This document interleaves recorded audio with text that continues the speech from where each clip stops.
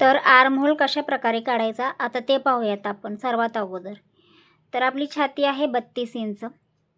32चा चौथा भाग आहे. आता हे बघा, हे छाती आहे. छातीचं माप टाकलं 8 इंच.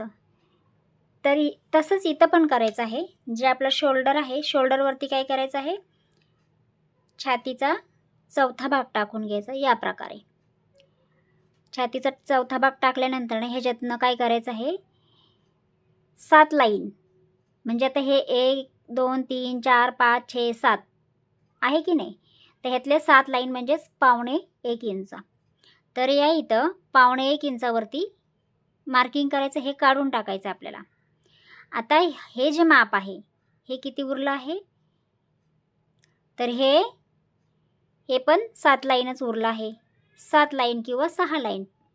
तर हे आपल्याला असं वरती काढायचं आहे. हे बघा, हे अशा प्रकारे हे वरती काढलं. ही जी शोल्डरची लाईन आहे याच्यावरती हे वरती काढून सोडायचं. जे माप इथलं आहे, हे जे माप आहे ते आपल्याला इथे वर ठेवायचं. आणि त्याच्यानुसार मग आपला आर्महोल किती होता, आर्महोल आहे 14 इंच. तर 7 दुनी 14. तर हे इथं 7 इंचावरती मार्किंग करायचं आहे. आणि मग एक लाईन ड्रॉ करून घ्यायची आहे.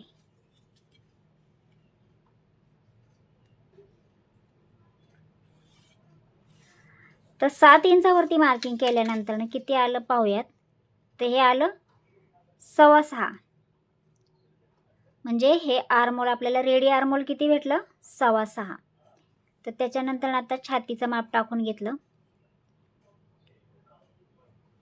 नंतर जे आपल्याला शिलाई मार्जिन हवं असेल, 1.5 इंच हवं आहे की 2 इंच हवं आहे की 1 इंच हवं आहे, तर त्यानुसार मार्किंग करायची आणि सरळ लाईन आखून घ्यायची. अशा प्रकारे सरळ लाईन आखून घेतली. तर याही इथं 6.5 मार्किंग करायचं आहे. जे शोल्डर घेतलेलं आहे 6.5 तेच इथे पण घ्यायचं आहे 6.5. ओके. तर आता काय करायचं आहे, जे आपलं आर्महोलची लाईन आहे, आर्महोलच्या लाईनमधून आपल्याला हे डिवाईड करायचं आहे अर्धा इंच, म्हणजे अर्धा भाग अशा प्रकारे. तर आता इथून ही पट्टी घ्यायची आणि ह्या पट्टीने असा शेप देऊन घ्यायचा. अशी हे पॉईंट आणि हा पॉईंट मॅच करून घ्यायचा आहे. मॅच करून घेतल्यानंतर याला अशा प्रकारे शेप देऊन घ्यायचा आहे.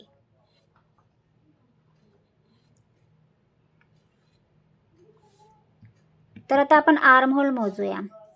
आपला आर्महोल पूर्ण आहे 14 आणि मग 14चा अर्धा येतो 7. तर आता पाहूयात आपण इथे किती येते. हे अशा प्रकारे टेप ठेवून घ्यायचा आहे. तर या इथं बघू शकता 7.25 आर्महोल आलेला आहे. तर जर तुमचा आर्महोल जास्त येत असेल तर तुम्ही लाईन थोडीशी वरती करू शकता. या जाड चॉक आहे त्याच्यामुळे लाईन वर खाली होत आहे. पण आता परत आपण मोजून पाहूया. असं ठेवलं तर हे बघा, या इथं असं 7 इंचावरती आलेलं आहे. तर आपला हा आर्महोल बरोबर आहे. तर हे झालं आर्महोलचं मार्किंग. त्याच्यानंतर आता हा शोल्डर आपण डाऊन करून घेऊया. अशा प्रकारे शोल्डर डाऊन केला. तर आता कमरेचं माप टाकून घ्यायचं आहे. तर कमर आहे 28 इंच. तर त्याचा चौथा भाग येतो 7 इंच. 7 इंच चौथा भाग आला. त्याच्यामध्ये आपल्याला टक्ससाठी 1 इंच मिक्स करायचं आहे. त्याच्यानंतर तुम्ही शिलाई मार्जिन घ्या, 2 इंच. कारण इथे मी 2 इंच घेतला आहे तर मी खाली पण 2च इंच घेत आहे. आणि मग आता इथे फिटिंगची लाईन आखून घ्या अशा प्रकारे. फिटिंगची लाईन आखून घेतली. तर आता काय करायचं आहे, आता ह्याचा अर्धा भाग घ्यायचा आहे. जसं आता 8 इंच आहे, 8चा अर्धा आला 4 इंच. तर 4 इंचावरती मार्किंग केली. तर या इथं दोन्ही साईडने अर्धा इंच आपल्याला टक्स घ्यायचा आहे. तर आता मागचा टक्स किती उंचावरती घ्यायचा आहे, तर हे आपल्याला जो आपला बस्ट पॉईंट आहे, म्हणजे आपल्या छातीचा जो मेन पॉईंट आहे, तो 8.5 इंचावरती आहे. तर तो 8.5 इंचावरती जर आहे, तर मागच्या भागात तुम्हाला 1 इंच आणखीन वरती घ्यायचं आहे. म्हणजे आता ही जी शोल्डरची लाईन आहे, याच्या खालून आपल्याला माप घ्यायचा आहे.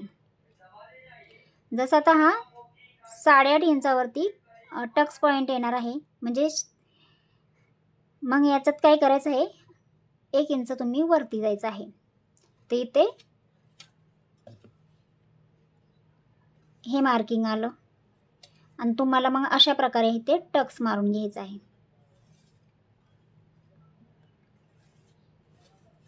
हे सगळ्या साईजसाठी असंच मार्किंग करायचं आहे तुम्हाला. आणि जे शोल्डर आपण काढला, म्हणजे आर्म होल आपण काढला इथे या पद्धतीनं, तर तेही तुम्हाला सगळ्या साईजसाठी तुम्हाला सेम याचं हे करायचं आहे. तर आता आपल्याला इथे बोटनेक आहे, तर बोटनेकमध्ये गळा मी ठेवणार आहे 3.5 इंचावरती. छोटी साईज आहे, तुम्ही 4 इंचावरती काढला तरी चालेल किंवा 4 इंचावर जरी काढला तर तुम्हाला तो पेपरवरती तयार करायचा आहे. म्हणजे जर तुम्ही 3.5 इंचावरती कट केला तर शिवून तुमचं अर्धा-पाऊण इंच जाणार आहे किंवा 4.25 इंचावरती, मी आता समजा 4.25 इंचावरती गळा काढत आहे. पण हा गळा मी कॅनव्हासवरती बनवणार आहे. कॅनव्हास म्हणजे जे पेपर फ्युजिंग असतं त्याच्यावरती बनवणार आहे. कॅनव्हास ते जाडवाले कॅनव्हास यूज नाही करायचं, ते फ्युजिंग पेपर यूज करायचा, त्याने व्यवस्थित फिनिशिंग येते. तर मी त्याच्यावर बनवणार आहे. तर मी माझा गळा हा शिवून 3.5 इंचावरती मला गळा हवा आहे. तो हा 3.5 इंचावरती गळा शिवून येणार आहे आणि मग खालून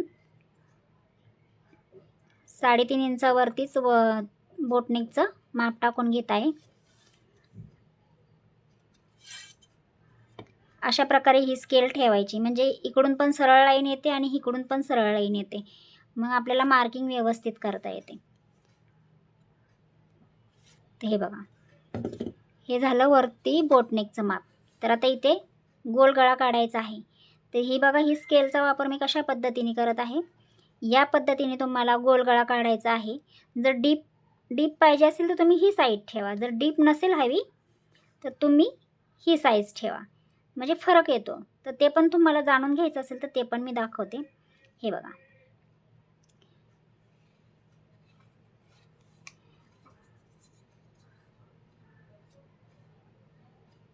थोडासा फरक येतो याच्यामध्ये. तर अशा प्रकारे आपण याला गोल राऊंड दिला. त्याच्यानंतरनं याच्या आत आपल्याला डिझाईन काढायची आहे, म्हणजे ड्रॉप शेप काढायचा आहे आणि त्याला जी आपली काट आहे ब्लाऊजची ती इथं पॅचवर्क म्हणून लावायची आहे. तर खूप सोपं आहे ते पण. तर ह्याचं मार्किंग आपण नंतर करूया. आता सध्या हे कट करून घेते.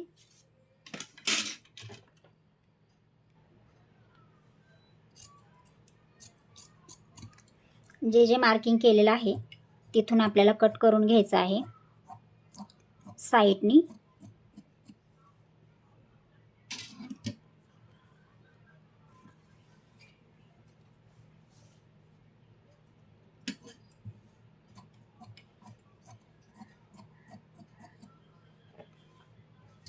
तुम्हाला आर्म होल काढायची टेक्निक जर समजली असेल किंवा नसेल जरी समजली तरी आपण कटिंगमध्ये तुम्हाला सारखं मी तुम्हाला सांगतच जाईल.